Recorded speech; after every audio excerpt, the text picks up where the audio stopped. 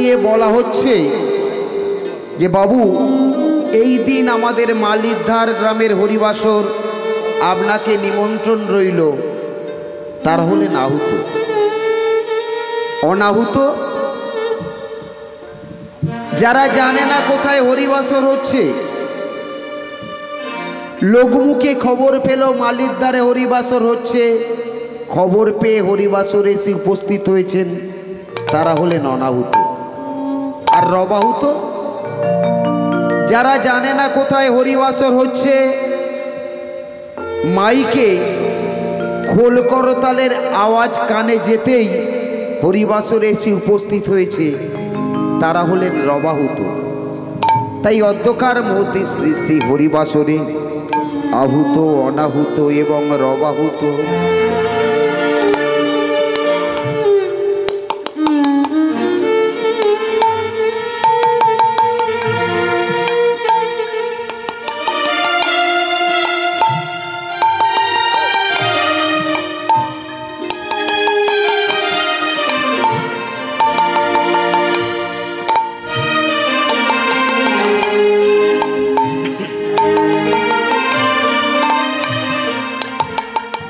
আহুত, অনাহুত এবং রবাহুত গৌর ভক্তবৃন্দ, কৃষ্ণ ভক্তবৃন্দ, গৌরের দাস, নিতাইয়ের দাস, প্রাণ গোবিন্দের দাসানুদাস, আপনাদের রাতুল চরণে এ অধম প্রেমানন্দের কোটি কোটি দণ্ডবত।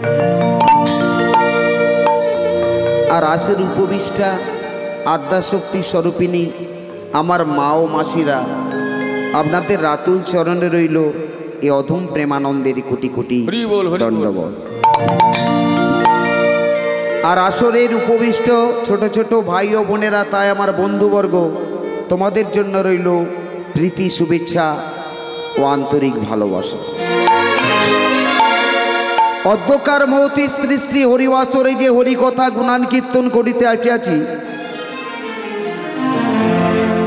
আমার বহু জনমের সুকৃতির ফলে, সাধুগুরু বৈষ্ণবের কৃপা বলে এ দুর্গম পথে আমি নেমেছি। কৃষ্ণ কথা মুখে বলবো এমন সাহস আমার ছিল না। সাহসী কিসে হলাম? শাস্ত্রের একটি বচন দেখে। ভাগবতে স্পষ্ট করে লেখা আছে, মূকং করতি বাচালং পঙ্গুলং হয়তে গিরি যৎ কৃপা তমহং বন্দে পরমানন্দ মাধব। মাগো, যারা কতিপয় আছেন, আমার কথাগুলো কানে নেবেন আর চিন্তা ভাবনা করবেন। আপনারা যদি ইউটিউব সার্চ করেন প্রেমানন্দ দাস বলে, আমার কীর্তন শুনতে পাবেন। তা মা, আমি যে কথাগুলো বলবো কানে নেবেন, ভালো লাগবে। শাস্ত্রীয় ছাড়া শাস্ত্রের বাইরের কথা বলবো না। বলল কি, মূকং করতি বাচালং। মুখ যে বোবা, সে কথা বলতে পারে না। শাস্ত্র বলছে মূকং করতি বাচালং, মুখ নাকি বাচালের মতো কথা বল। পঙ্গু লঙ্ঘয়তে গিরি, যে পঙ্গু ব্যক্তি হাঁটতে পারে না, চলতে পারে না, সে নাকি অনায়াসে গিরি লঙ্ঘন করে।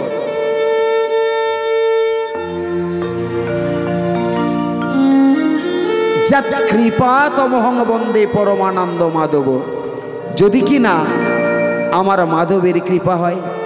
তাই পদকর্তা বললেন, যদি তার কৃপা হয় তাহলে খোঁড়াতে নাচে, বোবাতে গায়। তাই আমার যাবতীয় বক্তব্যের অসার বস্তুগুলিকে ত্যাগ করে কৃষ্ণ বিষয়ক সার বস্তুগুলিকে গ্রহণ করবেন। এ অধমকে চরণে স্থান দেবেন, দয়া করে দূরে ঠেলে ফেলে দেবেন।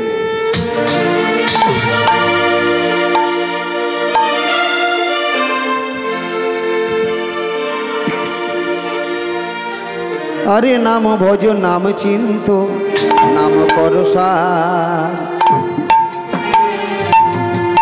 নাম ভজ, নাম চিন্ত, নাম করো সার। আরে নামে ভজ, নামে চিন্ত, নামে করো সার।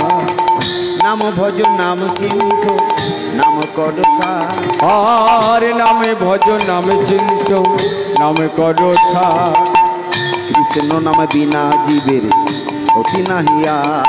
ওরে কৃষ্ণ নামে বিনা জীবের ওরে গতি নাহিয়া। কৃষ্ণ নামে বিনা জীবের গতি নাহিয়া। ওরে কৃষ্ণ নামে বিনা জীবের গতি নাহিয়া। কি বললো বাবা? নাম ভজ নাম চিন্ত নাম কর সার, কৃষ্ণ নাম বিনা জীবের গতি নাহিয়া।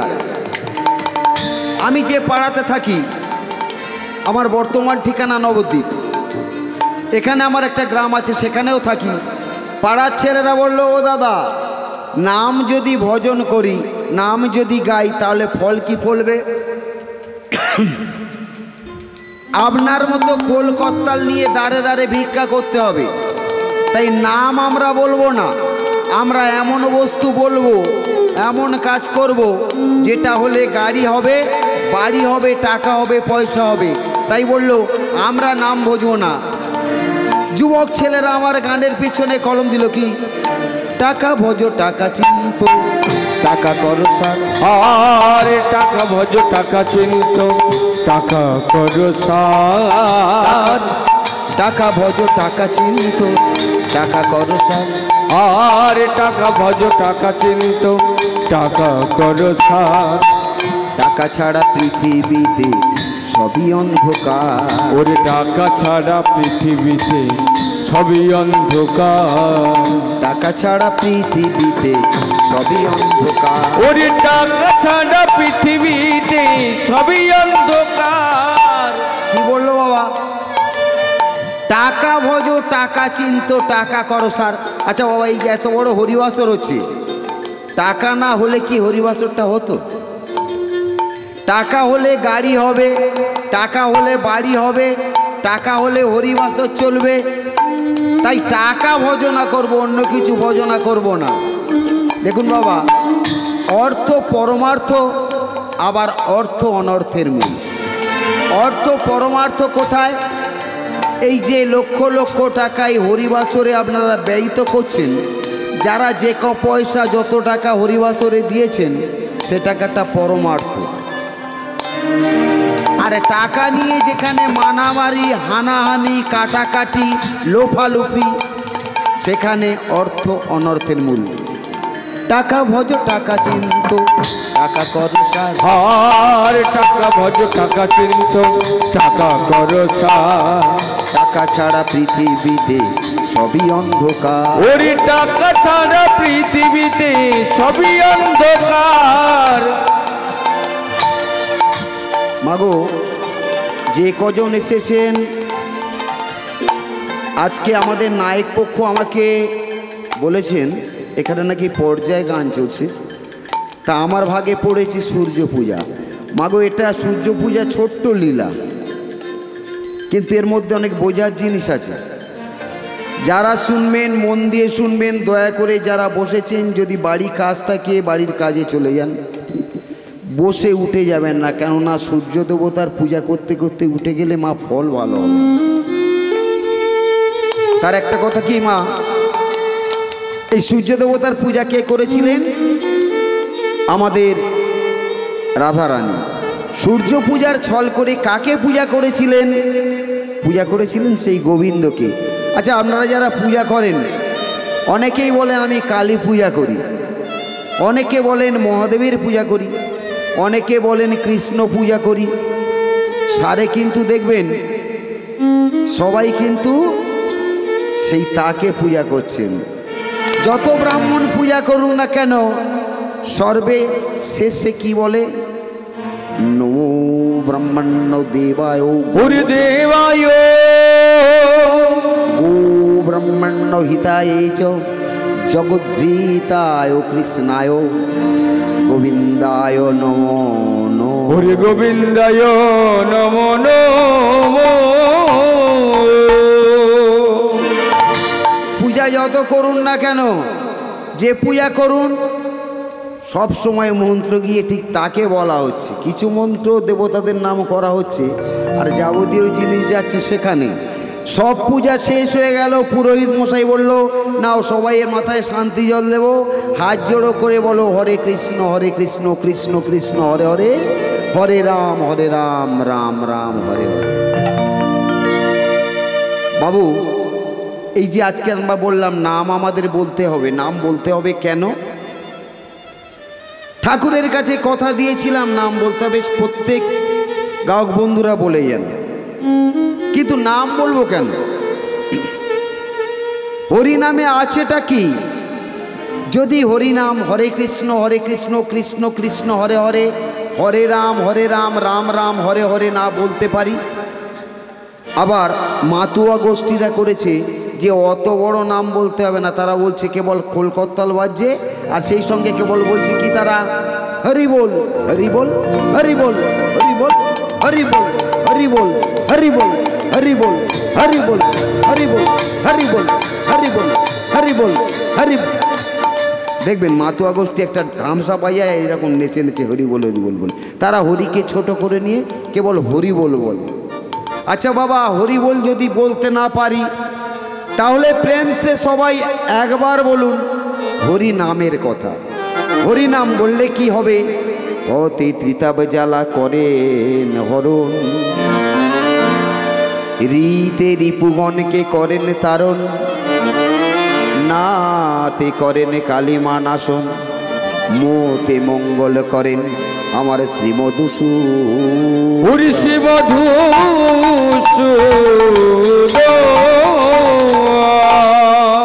শুধু হরি নাম এই কথাটা উচ্চারণ করলে এতগুলো ফল ফলবে। হতে ত্রিতাব জ্বালা করেন হরণ। ত্রিতাব কি? আদি দৈবিক, আদি ভৌতিক। এইভাবে ত্রিতাব যে জ্বালা আছে না, এই ত্রিতাব জ্বালা আপনার হরণ করবে। রীতে রিপুগণকে করেন তারণ। ষড়রিপু, ষড়রিপু আছে লোভ কাম ক্রোধ মদ মোহ আশ্চর্য, তাকে করেন নাশন। শেষে বলল মতে মঙ্গল করেন আমার শ্রী মধুসূদন। তা ভগবান মঙ্গল করেনি? এখানে যারা বসে আছেন মায়েরা বাবারা, আপনারা বলুন যে ভগবান কাউকে মঙ্গল করেনি, ক্ষতি করেছে? আছেন কেউ? একজন বলতে পারবেন ভগবান মঙ্গল করেননি। আবার সেদিন এক ভাই ডেকে ডেকে বলছে, দাদা ভগবান তোমার দিয়েছে, তুমি নাম করছো, আমার তো কিছু দেয়নি, আমার খাটলে তবে খাওয়া। তা আমি বললাম ভগবান তোমার কিছু দেয়নি? বলে না। তা ভগবান কিছু দেয়নি, তুমি কোথায় যাচ্ছ? না এই কলকাতায় কাজে যাচ্ছি। তা তুমি যে পরিশ্রমটা করছো, হাত দুটো কি তোমার বাবার? বলছে তা তো বটেই, আমি আমার মায়ের কাছ থেকে হাত। তোমার মা হাত দিতে পারবে? বাবু, বহু মায়ের গর্ভে সন্তান হয়, হাত দুটো নেই, পঙ্গু। বহু মায়ের সন্তান হাত দুটো পেয়েছে, হাত চালাতে পারে না। যদি তিনি কৃপা করেন তবে হাত দুটো চলবে। তাহলে হাত দুটো তোমার বাবার নয়, ও দিয়েছে। তাহলে তুমি বলছো ভগবান কিছু দেয়নি? হাত দুটো তো ভগবান দিয়েছে, তবে তো করে খাচ্ছে। আবার অনেকে বলে ভগবান ওকে টাকা দিয়েছে, আমাকে দেয়নি, আমি কেন করতে যাব? আচ্ছা বাবা, এই হরিবাসরের মধ্যে দাঁড়িয়ে আছি, আপনারাও বসে আছেন। ছোট্ট কথা, এখন এই মালিদার গ্রামবাসী বলল যে বাবু আমাদের হরিবাসরের শেষ দিনে 5 কিলো করে গলিত লোহা দেয়া হবে, আপনারা যত লোক আসবেন 5 কিলো করে গলিত লোহা দেয়া হবে, সবাই এসে নিয়ে যাবেন। শুনে এইখানে হরিবাসরে আমার মায়েরা বাবারা করলো কি, কেউ বালতি, কেউ কড়া, কেউ নানান ধরনের জিনিস নিয়ে হাজির হয়েছে। 5 কিলো গলিত লোহা না হলে অন্তত 500 টাকা দাম। এখন আমার মতো অধম প্রেমানন্দ ছুটে ছুটে একটা পলিথিন নিয়ে ছুটে গিয়ে দাঁড়িয়েছি, আমার 5 কিলোটা আমার পলিথিনে দাও। আচ্ছা বাবা, গলিত লোহা যদি পলিথিনে দেওয়া হয় তাহলে গা পুড়ে যাবে। তাই কমিটি বলল ওই গলিত লোহা তোমাকে দেয়া যাবে না। তদ্রূপ গোবিন্দের কাছে ভালো মাল নেওয়ার জন্য যারা লাইন দিয়ে দাঁড়িয়ে আছেন, পাত্রটা তো ভালো করতে হবে। এই পলিথিন নিয়ে দাঁড়ালে কি ভালো মাল পাওয়া যাবে? প্রেম সে বলুন রাধে রাধে রাধে। বাবা অধ্যকার লীলার নাম, আমি লীলা আরম্ভ করব, তার মধ্যে তত্ত্বের মধ্যে যাচ্ছি। লীলাটা ছোট্ট লীলা, এর মধ্যে একটা কথা এসে গেল, সেই প্রমাণটা এখানে দেওয়ার জন্য আমি অনেকক্ষণ থেকে উসকুস উসকুস করছি। ব্যাপারটা কি বলুন তো? কোনো এক ব্যক্তি কীর্তনিয়া,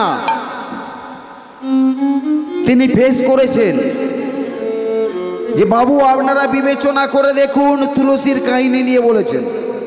কি বলেছেন না, তুলসীর সতীত্ব হরণ করেছিলেন নারায়ণ। তাহলে বাবু, যিনি সতীত্ব হরণ করেছেন তার প্রেয়সী হবে তুলসী, ঠিক কিনা বাবা? নারায়ণ যদি হরণ করে প্রেয়সী তো নারায়ণের হবে। অথচ বৈষ্ণবরা বলে বলে বেড়াচ্ছে কি,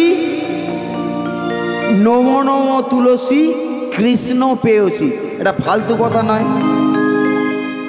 তিনি নারায়ণের প্রেয়সী হবে, কৃষ্ণ প্রেয়সী কেন হবে? তাহলে আমাদের মধ্যে দ্বন্দ্ব আসতে পারে যে তুলসী কৃষ্ণ প্রেয়সী নয়। আমি আপনাদের সামনে আমার যে কার্ডটি আছে তার নিচে লেখা আছে ভক্তি সন্ধানী প্রেমানন্দ। আমি সত্য সন্ধানী নয়। আপনারা ভাবের রাজত্বে পৌঁছুন। যদি তুলসী প্রেয়সী না হয়, অদকাল লীলা যে আমি গাইছি, এই লীলার প্রথম পদটা দেখুন।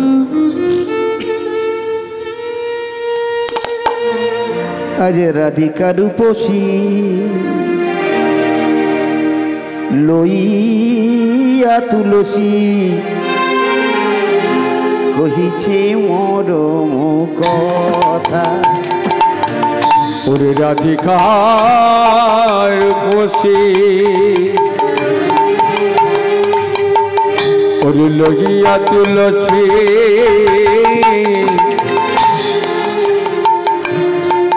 ওরে করে মধুর বাণী।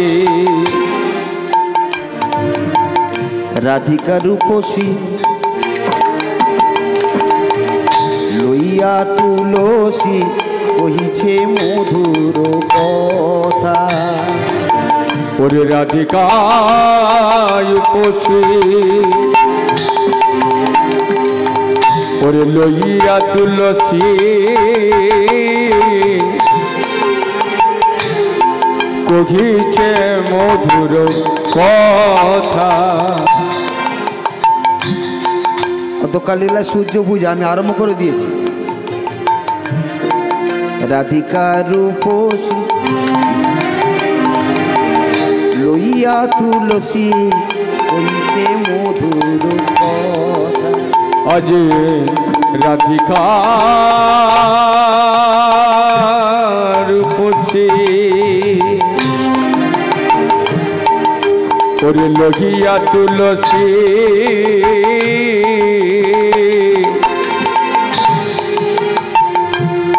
কহিছে মধুর কথা। মধুর মধুর কইছে কথা, মধুর মধুর কইছে কথা। ওরে মধুর মধুর কইছে কথা।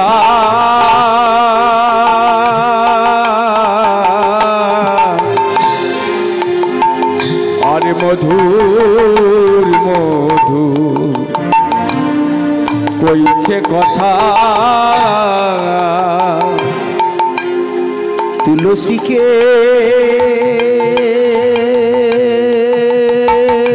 হরি বল হরি বল হরি বল সঙ্গে করি মধুর মধুর কইছে কথা। ওরে তুলসী রে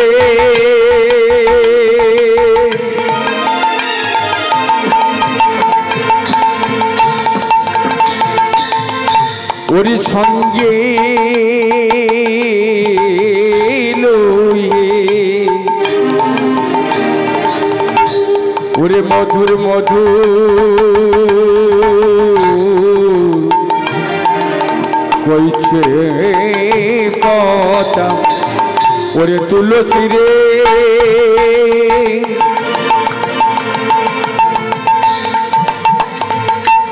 ওরে সঙ্গে লইয়ে ওরে কইছে কথা ওরে মধুর মধুর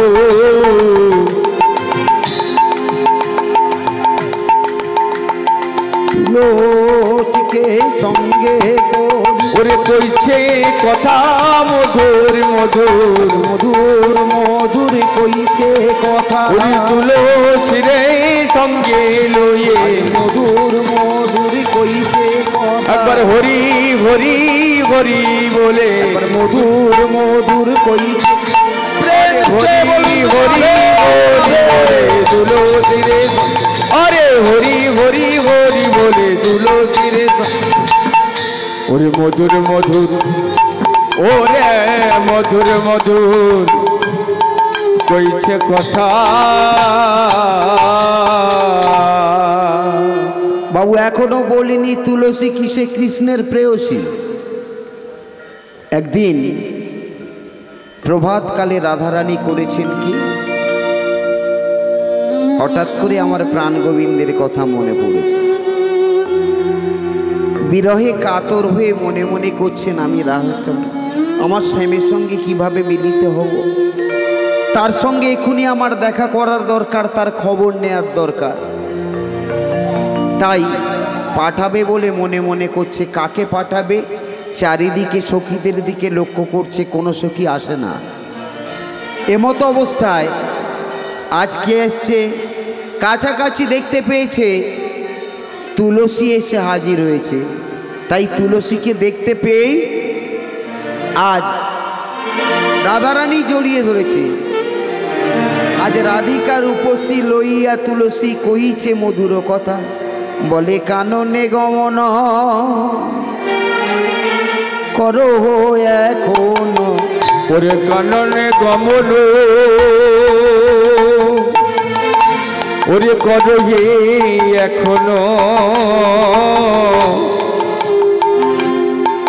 নাগর শেখর যথা, ওরে কাননে গমন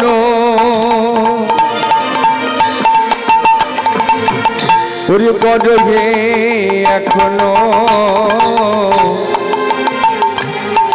করো নাগর কথা।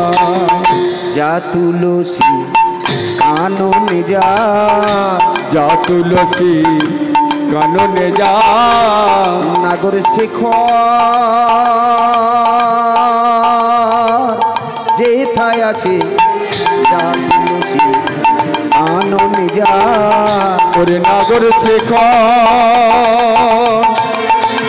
ওরে যেথায় আছে, যা তুলসী কাননে যা। বলে তুই তো কৃষ্ণ ভালোবাসি, যা তুলসী কাননে যা, ওরে তুই তো কৃষ্ণ, প্রেম সে বলুন রাধে রাধে, ওরে ভালো আছি, ওরে যারে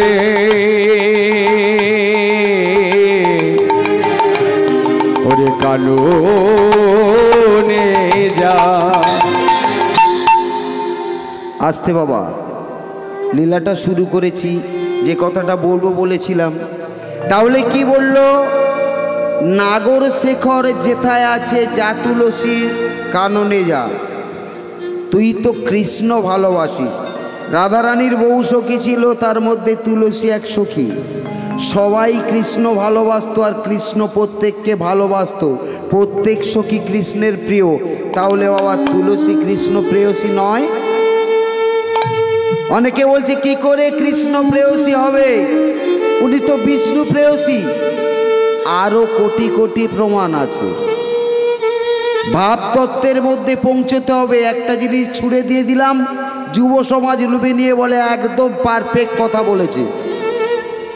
তার পিছনের কথাটা খুঁজে দেখতে হবে। কোনো কোনো জায়গায় বলেছেন, এ কথাগুলো বলতে চাই না, তথাপি যেহেতু পূজার ব্যাপার হচ্ছে না, আজকে সূর্য পূজা, তাই পূজার কাহিনী বলতে হচ্ছে। এক জায়গায় উনি বলেছেন কি বলেছেন, ব্রাহ্মণদের এই ব্রাহ্মণ্যবাদ পুরো ভুল। তা বাবা, যদি ব্রাহ্মণ্যবাদে ব্রাহ্মণদের হিসাব ভুল হয়, ফর্দ ভুল হয়, তাহলে পুরোহিত দর্পণটাকে বাদ দিতে হয়। বেদের ঋক, সাম, যজুর, অথর্ব, যে জায়গায় সামবেদের মধ্যে যা লেখা আছে সেখানে কিছু কিছু কলম কেটে বাদ দিতে হয়। শুধু ব্রাহ্মণদের দোষ দিচ্ছেন। উনি এক জায়গায় উদ্ধৃতি দিয়ে দেখাচ্ছেন কি বলছে, এই কালী পুজোর ফর্দ নিয়ে বলেছে মা। এই কাজ, আমি যে বাড়িতে ছিলাম, সনদ বৈদ্য আমার ভাগনা, ওখানে ছিলাম, ওনার বাড়িতে কালী ঠাকুর আছে। বলছে কালী পূজা হচ্ছে, সেখানে কি বলছে, ব্রাহ্মণ ফর্দ দিল, বাবা এত বড় পূজা করছিস, মা কালীর একটা শাড়ি লাগবে বলে। উনি বলছে কত বড় ফালতু ব্যাপার দেখুন। আচ্ছা মা, আপনারা কোনোদিন মা কালীর শাড়ি পরা দেখেছেন? বাবা দেখেছেন শাড়ি পরা? সবাই বলবে একদম পারফেক্ট কথা, মা কালী তো শাড়ি পরে না, তাহলে শাড়ি দেবো কেন? বাবা, মা কালী শাড়ি পরে না। তাহলে বর্তমান সমাজে আমরা নানা রকম পড়া পড়ে, এই ডিগ্রিধারী হয়ে, উপাধিধারী হয়ে, ডক্টরেট হয়ে আমরা রিসার্চ করে বললাম মা কালী শাড়ি পরে না। তাহলে রামপ্রসাদ কি গরু ছিল? যিনি কালী সাধক রামপ্রসাদ, তিনি কি গরু ছিলেন? তিনি এক জায়গায় লিখলেন কি, এই গানটা শুনলে আপনারা বুঝতে পারবেন। তিনি বললেন কি,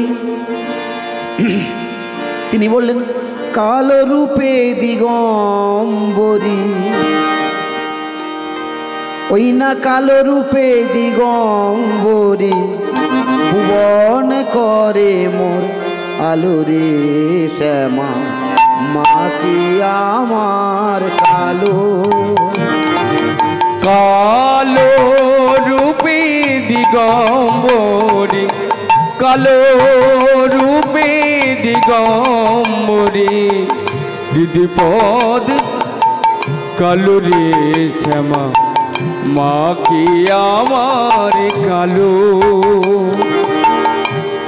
কালো রূপে দিগম, আসতে বাবা কতটা শুনবেন। আমরা ইতিহাস পড়েছি, মহাবীরের দুটো যান ছিল, একটা হচ্ছে দিগম্বর, একটা শ্বেতাম্বর। যারা দিগম্বর তারা ন্যাংটা, যারা শ্বেতাম্বর সাদা পোশাক পরত। তাহলে দিগম্বর মানেই ন্যাংটা। দয়াশয়ী কদিক, দয়াশয়ী গদিক, কালো রূপে দিগম্বরী, কালো রূপে দিগম্বরী, ভুবন করে মোর আলো রে শ্যামা, মা কি আমার কালো। কালো রূপে দিগম্বরী, কালো রূপে দিগম্বরী, পদম কালো রে শ্যামা, মা কি আমার কালো শ্যামা, মা কি আমার কালো। কি বললো বাবা? কালো রূপে দিগ অম্বরী, সমস্ত দিককে যিনি অম্বর করে পরিধান করেছেন তিনি দিগম্বরী, নট ন্যাংটা। তা বলে আপনি বলে বলে বেড়াচ্ছেন আমার মা ন্যাংটা, কাপড় পরে না। আবার বলেছেন পাততলায় যে মহাদেব শুয়ে আছে তার একটা কাপড় লাগবে। বলে কেন? সে তো বাকছাল পরে। আচ্ছা বাবা, পায়ের তলায় যেটা শুয়ে আছে আপনারা সবাই জানেন মহাদেব, ওটা কিন্তু মহাদেব নয়, উনি মহাকাল। তার ধুতি পরার অধিকার আছে, একটা ধুতি তার লাগবে। আর এক জায়গায় কি বললেন? বলে একটা গামছা দিস বাবা, এই খ্যাঁক শিয়ালের দিতে হবে। আচ্ছা আপনারা দেখেছেন খ্যাঁক শিয়াল কোনোদিন গামছা পরে? তাহলে ব্রাহ্মণ ভুল লেখেনি বাবা, খ্যাঁক শিয়ালেরও গামছা লাগবে, কারণ খ্যাঁক শিয়ালটাকে সেটাও জানতে হবে, কারণ খ্যাঁক শিয়াল ল্যাংটা হয়ে ঘোরার জিনিস নয়। যাক, এদিকে যাব না, অনেক কথা। ছোট্ট একটি কথা বাবা, এই ভজন মার্গে না গিয়ে সামনে দুটো কথা ছড়িয়ে দিয়ে লক্ষ লক্ষ টাকা রোজগার করা যায়। ভাবের রাজত্বে যারা পৌঁছেছেন তারা টাকার দিকে তাকায় না। যেমন ছোট্ট একটা ইতিহাস আপনাদের এই লীলার মধ্যে এসেছি, বলে দিচ্ছি। দেখুন, এই যে আমাদের সনাতন গোস্বামী, রূপ গোস্বামী, এই ষড় গোস্বামীর ওপরে যারা আছেন, সনাতন গোস্বামী কে ছিলেন? সনাতন গোস্বামী ছিলেন হোসেন শাহের মন্ত্রী, কোষাধ্যক্ষ। রূপ গোস্বামী ছিলেন মন্ত্রী। তারা যখন ছেড়ে দিয়ে চলে গেলেন, কোথায় গেলেন? এখানে ভজন হচ্ছে না বলে কোথায় চলে গেলেন? বললো এখানে ভজন হবে না। কোথায় চলে গেলেন? বৃন্দাবনে চলে গেলেন। কেন? বললো এখানে সব কিছু আছে, কিন্তু আমি শুনেছি এখনো সেই বৃন্দাবনে বাঁশি বাজে বাজে রে। এখনো সে বৃন্দাবনে বাঁশি বাজে বাজে রে। এখনো সেই বৃন্দাবনে বাঁশি বাজে বাজে রে। এখনো সে বৃন্দাবনে বাঁশি বাজে বাজে রে। বাঁশির সুরে বনে বনে, ওরে বাঁশির সুরে বনে বনে, বাঁশির সুরে বনে বনে, ওরে বাঁশির সুরে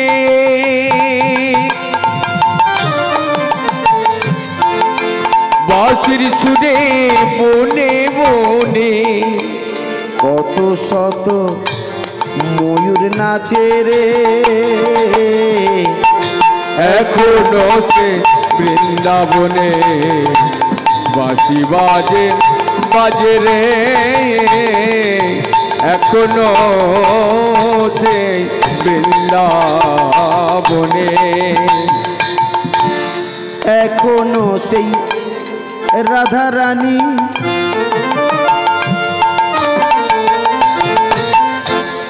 এখনো সেই রাধা রানী বাঁশি সুরে পাগলিনী। এখনো সে ওরে রাধা রানী,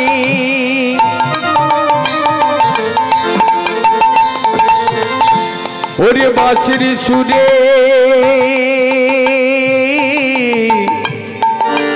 ওরে পাগলিনী।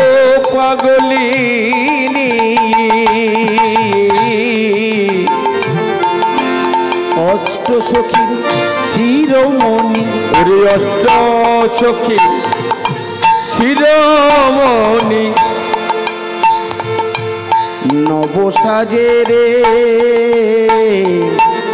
এখনো সেই বৃন্দাবনে বাঁশি বাজে রে। এখনো সে বৃন্দাবনে বাঁশি বাজে বাজে রে।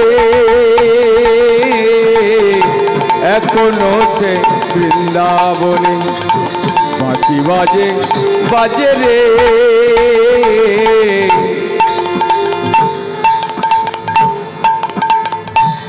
এখনো সেই গাভীগুলি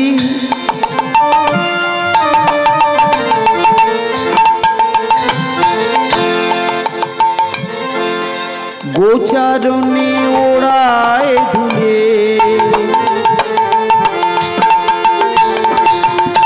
এখনো সেই ওরে গাবি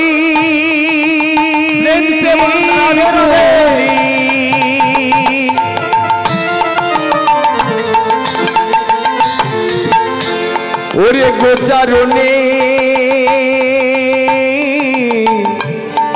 উড়াই দুলি।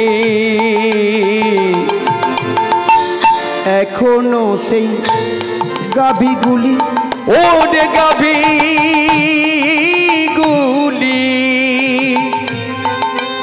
গোচারণে ওড়ায় ধুলি সখা শোনে কোলাকুলি ওরে সখা শোনে কোলাকুলি ওই না সখা শোনে কোলাকুলি ওরে সখা শোনে কোলাকুলি আজও আছে রে এখনো সে বৃন্দাবনে বাঁশি বাজে বাজে রে এখনো সে বৃন্দাবনে বাঁশি বাজে বাজে রে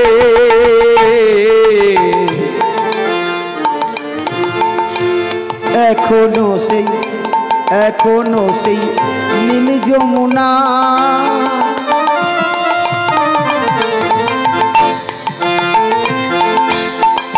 ওরে যমুনা দি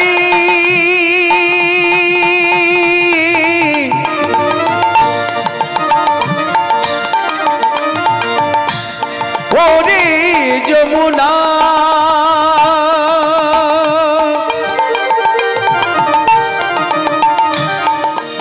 ওরে যমুনা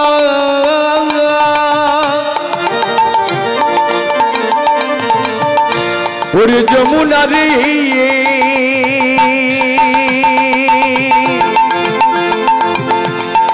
ওরে যমুনা রে এখনো সেই নীল যমুনা এখনো সে নীল যমুনা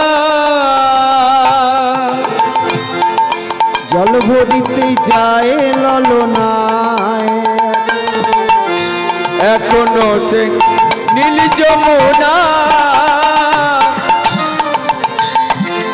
ওরে জল ভরিতে যাইল না কদম তলে সেই ছলনায় কদম তলায় সেই ছলনা কৃষ্ণ আছে রে এখনো সে বৃন্দাবনে সে বলুন রাধে রাধে বাজে রে এখনো সে বৃন্দাবনে বাঁশি বাজে বাজে রে এখনো সে বৃন্দাবনে এখনো সেই ব্রজওয়ালা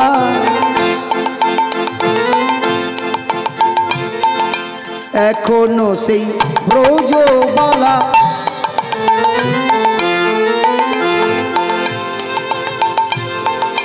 বাঁশি শুনে হয় উতলা এখনো সে ওরে ব্রজ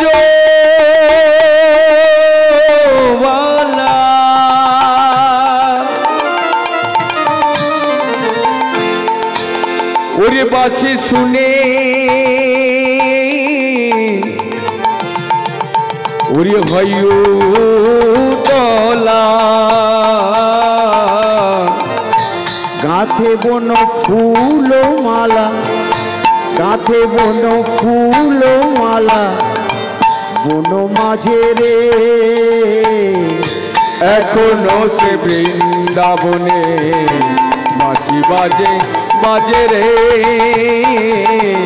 এখনো সে বৃন্দাবনে বাঁশি বাজে বাজে রে এখনো সে বৃন্দাবনে রূপ গোস্বামী চলে গেছিলেন সনাতন গোস্বামীকে হোসেন শাহ করে দিল কি কোষাধ্যক্ষ অর্থমন্ত্রী যখন সনাতন গোস্বামী হোসেন শাহের কাছে নতমস্তকে গিয়ে বলছে যাবো না আমাকে ছুটি দিন আমি আর আপনারা দাসত্ব করব না কেন আমি তোমার মাইনে 4 গুণ বাড়িয়ে দেব বলছি প্রভু আপনি 4 গুণ দেবেন এক কাজ করো আমার বাংলা বিহার উড়িষ্যার নবাব আমি একটা জায়গা তোমাকে ছেড়ে দেব বলছে প্রভু তবু আমি থাকতে পারবো না কিসের টানে তুমি চলে যাচ্ছ? বৃন্দাবনে যাব আমি। তাহলে তোমার এখানে টানটা কিসের? বলে প্রভু নীতি নীতি বাড়িতে একজন লোক রেখেছি, রাত্রিবেলা যখন যাই ভাগবত পাঠ করে আমাকে শোনায়। আমি আপনার কাছে থাকি, আমি মলিন বলে ঘরে প্রবেশ করি না, বাইরে থেকে ভাগবত শুনি। প্রভু যখন ভাগবত পাঠ হয় ওই ভাগবতের কাছ থেকে একটা কালো ছেলে আমাকে ডেকে ডেকে বলে, আয় সনাতন আয়, সনাতন আয়। আমি স্থির থাকতে পারি না, ছুটে যেতে চাই, কিন্তু আমি আপনার দাসত্ব করেছি, তাই আমি মলিন, ছুটে ভাগবতকে ছুঁতেও পারি না, ভাগবতকে ধরতেও পারি না। তাই আমি বৃন্দাবনে স্নান করে শুচি হব, আমি বৃন্দাবনে যাব। যারা বলছেন পয়সা না হলে কিছু চলে না, রূপ গোস্বামী যে সময় মন্ত্রীগিরি করতেন, যখন সাধু বৈষ্ণব বলেছিল তোমাকে দীক্ষা দেব, তোমার সব কিছু ত্যাগ করতে হবে, রূপ গোস্বামী সমস্ত সম্পত্তি বিক্রি করে সোনার মুদ্রা হাজির করেছিলেন। কত মুদ্রা? বর্তমানে বড় বড় ট্রলার যা হয়, ওই ট্রলারের 1 ট্রলার স্বর্ণ মুদ্রা। কি করতে হবে?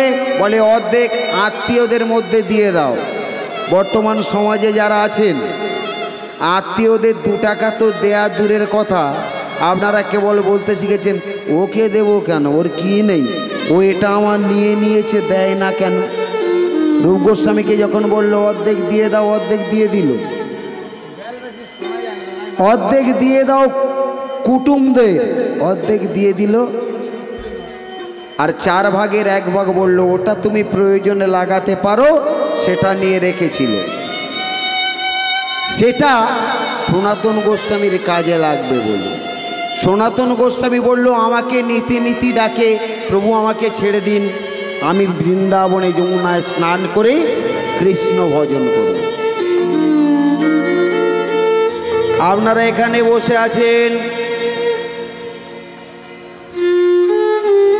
কৃষ্ণ ভজন করতে গেলে কি করতে হবে? না দীক্ষা নিতে হবে, গলায় তুলসীর মালা পরতে হবে। হ্যাঁ, কিছু কিছু সংবিধানের মধ্যে বর্তমান কিছু পণ্ডিত বেরিয়েছে, বুঝলেন, তারা বলছেন মালা পরতে হবে না, মালা যারা পরে তারা খালি দেশের উন্নতি করে, যারা মালা পরে না তারা উন্নতি করে না। হ্যাঁ বাবা, মালা না পরে দেশের অনেক উন্নতি করেছেন। তা মালার যদি প্রয়োজন ছিল না, আমাদের ভারত মাতা ইন্দিরা গান্ধী মরণকালে যখন তিনি মারা যান, গলায় দেখবেন একটা মালা ছিল। তা মালার যদি দরকার নেই, অত বড় একটা সায়েন্টিস্ট, অত বড় নোবেল পাওয়া প্রধানমন্ত্রী, তিনি গলায় মালা দিলেন কেন? তাহলে মালার প্রয়োজন হয় আছে। তা সনাতন গোস্বামী সব কিছু ছেড়ে যখন চলে যান, কার ডাকে চলে গেছিলেন? গোবিন্দ তাকে ডেকেছিল। তদ্রূপ হরিবাসরে যারা এসেছেন, আজকে সূর্য পূজা হবে, এর মধ্যে প্রত্যেকটা কথার মধ্যে আধ্যাত্মিক তত্ত্ব আছে, ভাব আছে। যারা গ্রহণ করবেন নেবেন। আমার মতো অধম পরিবেশন করছি, আমার বহু পদাবলী ভুল থাকবে, তবে আপনারা সার বস্তুগুলিকে গ্রহণ করবেন। কি বলল পদটা আমি গেয়ে দিয়েছি। আজ বৃন্দাবনে রাধারানী তুলসীকে জড়িয়ে ধরে বলছে, তুলসী তুই তো আমার প্রিয় সখী, আমার গোবিন্দ তোকে ভালোবাসে, তাই আমি তোকে বলছি তুই তাড়াতাড়ি বনে যা, বনে গিয়ে খবরটা নিয়ে আমার গোবিন্দ কেমন আছে। তাই তুলসীকে পাঠানোর জন্যে আজ রাধারানী বলছে, যা যা যা রে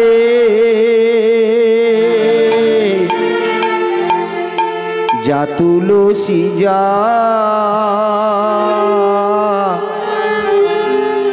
যা তুলসী যা রে,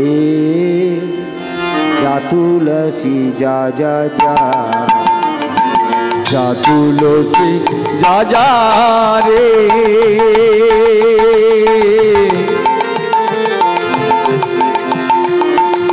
যা যা যা যা রে,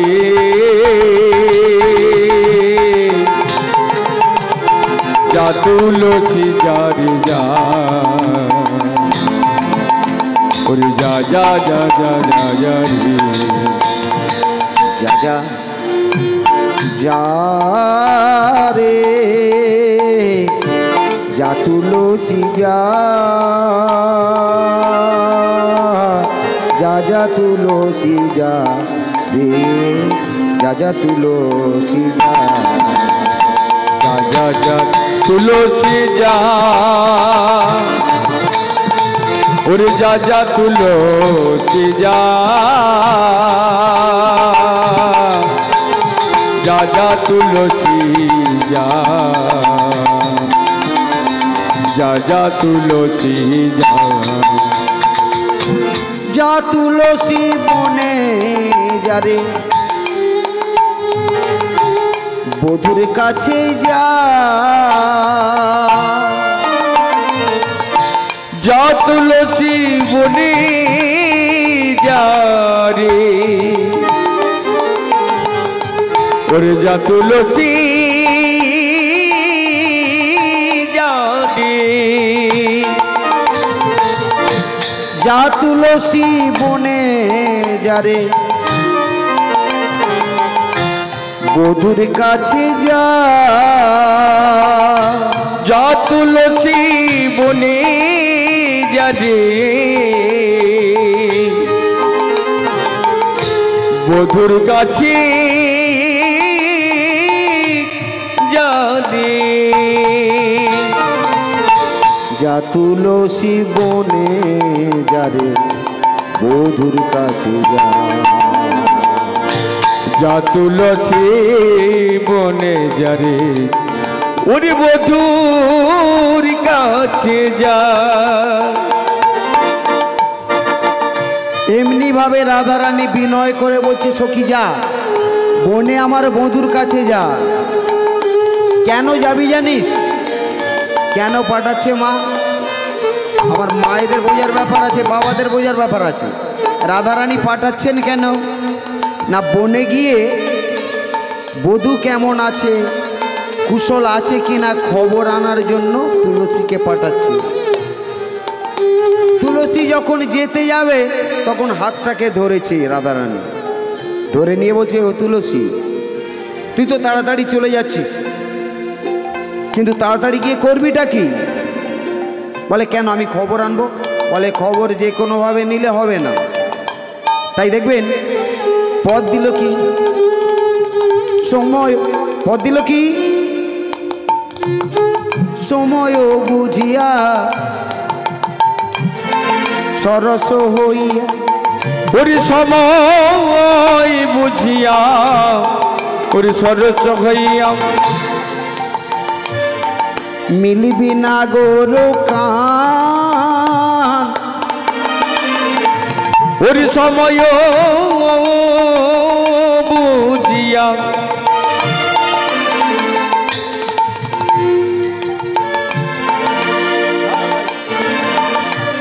সরস হইয়া, মিলবি না গোর কান, ওরে মিলবি না গরু গান। এখানে বাবা একটা কথা বলেছি কি, সবগুলো মহাজনী পদ বাবা, এই পদগুলো মাইনুরলি কানের মধ্যে নেবেন, পদগুলো বুঝতে পারবেন না, ভেঙে ভেঙে আমি বিস্তারিত যতটুকু পারবো আমার জ্ঞানের মধ্যে যা আসবে আমি ভেঙে বলবো। রাধারানী বলছে, তুলসী যাচ্ছিস বটে, গিয়েই কিন্তু আমার কথা বলবি না, আর যেখানে সেখানে বলবি না। এখানে কৃষ্ণ কথা, কৃষ্ণ ভক্ত বা কৃষ্ণ ভক্তিমতী মায়ে যারা আছেন, ও মা, আপনারা দেখবেন আমরা খুব নিন্দু। 10টা ছেলে দাঁড়িয়ে আছে, সেবারে একজন ওই স্টেট ব্যাংকের ম্যানেজার তাপসদা রন্ধেশ্বরপুরে আমার সঙ্গে দেখা হয়েছিল। উনি দেখি এই কৃষ্ণের নামে যাবতীয় কথা বলে যাচ্ছেন। আরে তুমি চুপ করো, তোমার কৃষ্ণকে রাখো। তোমার কৃষ্ণ 1600 গোপিনী নিয়ে খেলা করেছে। মাগো, আপনাদের মধ্যে সবাই জানেন বাচ্চা বাচ্চা ছেলেরা খালি বলে বেড়াচ্ছে 1600 গোপিনে কৃষ্ণের আবার চরিত্র আছে নাকি? মাগো, একটা বউ নিয়ে হিমশিম খাচ্ছে মানুষ। আর 1600 গোপিনী নয় মা, দ্বারকায় কৃষ্ণের বউ ছিল 16,108 জন। এই 16,108টি বউ কৃষ্ণ জোর করে বিয়ে করেনি। এই বিয়ের ইতিহাসটা শুনলে আপনাদের ভালো লাগবে। দেখুন কৃষ্ণ কত বড় কৃপাময় জানতে পারবেন। নরকাসুর, অনেকে বলেন বৌমাসুর, এই নরকাসুর 16,108 জন রাজাকে বন্দী করে রেখেছিল। সেই অবস্থায় এই 16,108টা রাজার 16,100 কন্যা ছিল, তাদেরকেও বন্দী করে রেখেছিল। যখন অশ্বমেধ যজ্ঞ হবে, বলল পৃথিবীর সমস্ত রাজাদের বশ্যতা স্বীকার করতে হবে। অর্জুন বলল এত রাজা পাবো কোথায়? বলে তুমি ওইখানটায় গিয়ে যদি ওই রাজাকে মেরে ফেলতে পারো, তাহলে বা ওকে যদি পরাস্ত করতে পারো, তাহলে এই 16,108টা রাজা তোমার বশ্যতা স্বীকার করবে।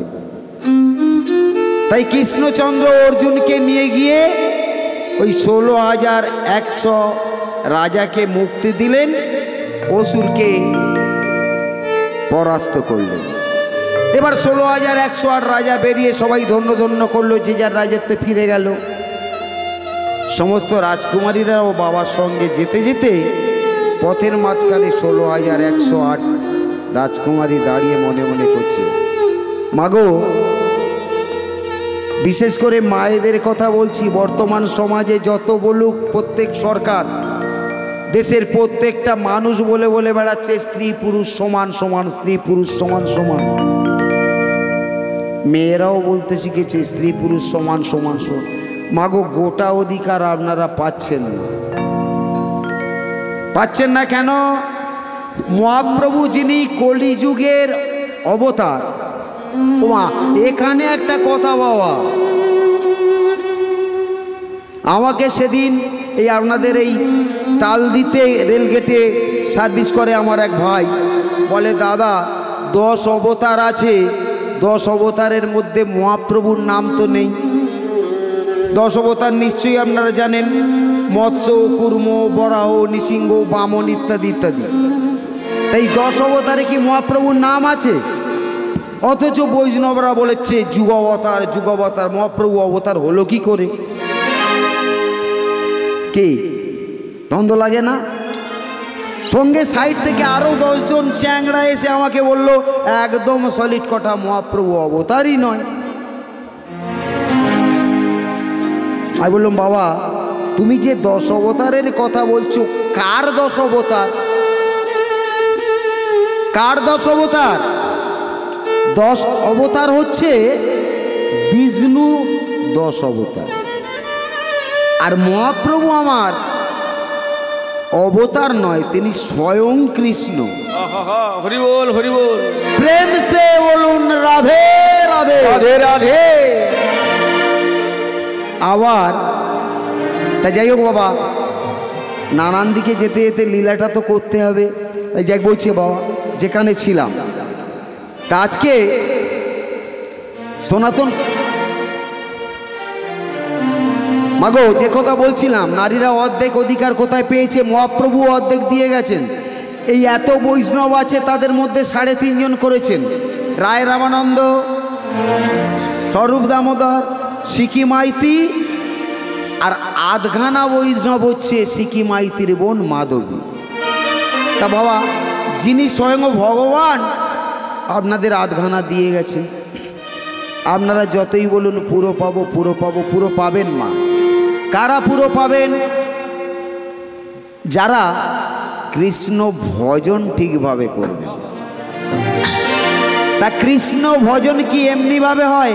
তাই রাধারানী বললেন, ওরে সময় বুঝিয়া সরস হইয়া মিলবি না গরু কাম। সময় বুঝিয়া ওরে সরস হইয়া রে মধুরবাণী।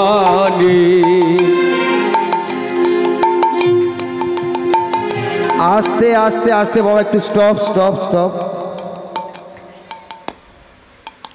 সময়ও বুঝিয়া, মাগো কৃষ্ণ সেবা যে করবেন সময় আছে। যখন তখন কৃষ্ণ সেবা করলে হবে না। তা বলো বাবা, যখন তখন একজন গায়ক তো বলে গেল যখন তখন হরিনাম করা যাবে যখন, তাহলে কেন বললো? কৃষ্ণচন্দ্রের ডাকার সময় ডাকুন, একবার ডাকলে আসবে। কেমন দেখুন, সনাতন গোস্বামী যখন গোবিন্দকে নিয়ে গেল, সেখানে গিয়ে সনাতন গোস্বামী বলল কি না, আমি তোকে যা খেতে দেবো তাই খাবি। গোবিন্দ হাত তুলে বলল, হ্যাঁ তুই যা খেতে দিবি তাই খাবো। সনাতন গোস্বামী নিয়ে গিয়ে ইটের ওপর বসিয়ে রেখেছেন সিংহাসনে। আস্তে আস্তে বয়স হচ্ছে, সনাতন গোস্বামী করলো কি, জীবের দ্বারে দ্বারে ভিক্ষা এনে গোবিন্দ সেবা দেয়। একদিন তাড়াতাড়ি বাড়িতে ফিরে এসে ওই কলসিতে হাত দিয়ে দেখছে কোনো অন্ন নাই। গোপাল সেবা দেবে কি করে? তাই সনাতন গোস্বামী ওই দুপুরবেলা কাঁধে ঝুলি নিয়ে বেরিয়েছে। কোথায়? বৃন্দাবনের পথে। কিন্তু বাবা, বৃন্দাবনের নিয়ম আছে, ভিক্ষা করতে গেলে বেলা 9টার মধ্যে ভিক্ষা করতে হবে, আর তা না হলে 5টা থেকে 6টার মধ্যে ভিক্ষা করতে হবে, অন্য সময় ভিক্ষা পাবে না। সনাতন গোস্বামী বেরিয়েছে বেলা 12টার সময়। তাই ভিক্ষার ঝুলিখানা নিয়ে সনাতন গোস্বামী বৃন্দাবনের দ্বারে দ্বারে বলছে, আমার একটি ভিক্ষা দাও না তোমরা, আমারে গোপাল সেবার তরে। আমার একটি ভিক্ষা দাও না তোমরা,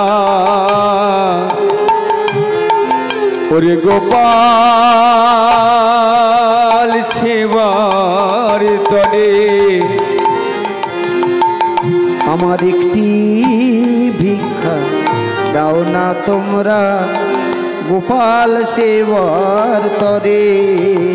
আমার একটি ভিক্ষা দাও না তোমরা, গোপাল সেবার তরে। আমার গোপাল যে না খেয়ে আছে একাই আমার ঘরে। আমার গোপাল রাধে রাধে।